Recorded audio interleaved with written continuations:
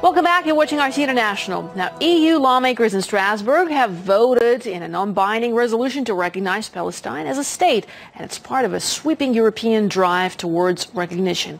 Marie Finochna has more from France.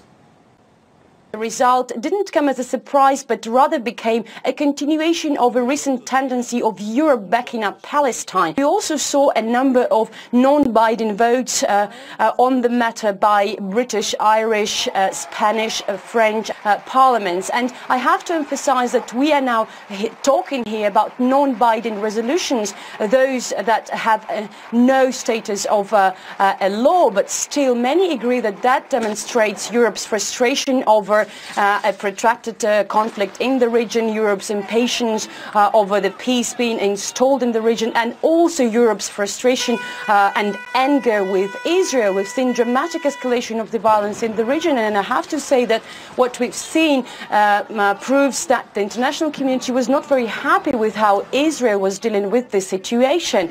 We also know that the European Court of Justice just today, earlier, dropped Palestinian group of Hamas from the list of terror organizations, of course irritating Israel. And we also know that a draft resolution will be submitted to the UN Security Council, a resolution on Israel to return within the borders of 1967 and withdraw from the West Bank and East Jerusalem. Well, as we have just heard from our correspondent there, the EU Parliament vote comes after politicians in the UK, Spain, Ireland, France, and Portugal gave their symbolic backing to Palestinians in the last few weeks.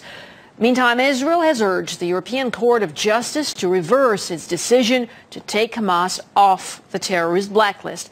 Author and journalist specializing on the Middle East, Rachel Shabi, says recent developments could damage relations between Israel and the EU.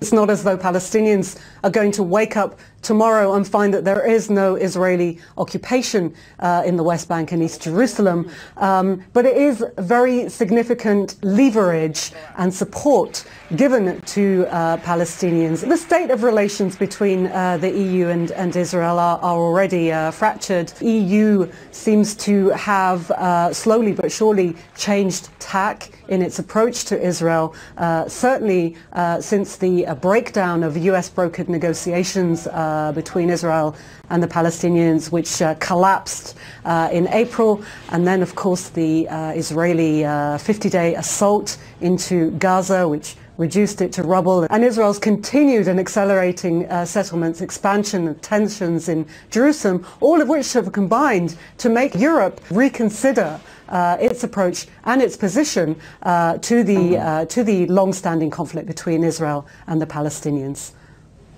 Now, one of the key statements adopted in Wednesday's vote is the need for Palestinian statehood, together with attempts to find a two-state solution and the advancement of peace talks. We earlier discussed the matter with Paul Hirschson from the Israeli Ministry of Foreign Affairs, and he thinks the move by EU lawmakers could make a long-term solution less likely. I may be wrong. To my understanding, what the European Union has decided is to support the idea of a Palestinian state, which should be founded in negotiations with the Israelis in terms of implementing the two-state solution, which is Israeli government policy. So that's where we are today. You're correct that there is a movement in Europe to push this line.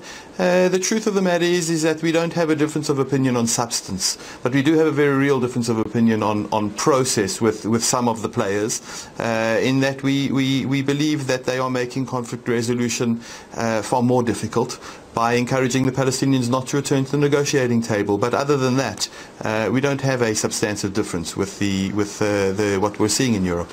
We believe that the Europeans agree with us and many others in the international community that Hamas is a terrorist organization. It was the Europeans who put Hamas on that list in the first place. So we believe that will be addressed in the coming 2-3 months. Now, in the latest episode of In the Now, host Anissa Nawi spoke with British MP George Galway, and he thinks that the tide is changing, and without the backing of the West, Israel is more likely to agree to a deal. Well, a surgeon cannot be expected to operate on his own foot. Somebody else has to carry out the operation. And the somebody else in this case are those countries around the world, including Europe, but principally the United States, who have effectively given Israel a blank check to do whatever it likes, whenever it likes, will have to tear up that check. And these indicative votes, these non-binding resolutions, are all signs that the blank check is no more. It's been torn up. And this has to, objectively, push Israel into a position that they will have to make some kind of deal. And if they don't make it soon, the deal they will eventually make will be worse than the deal that they could make now.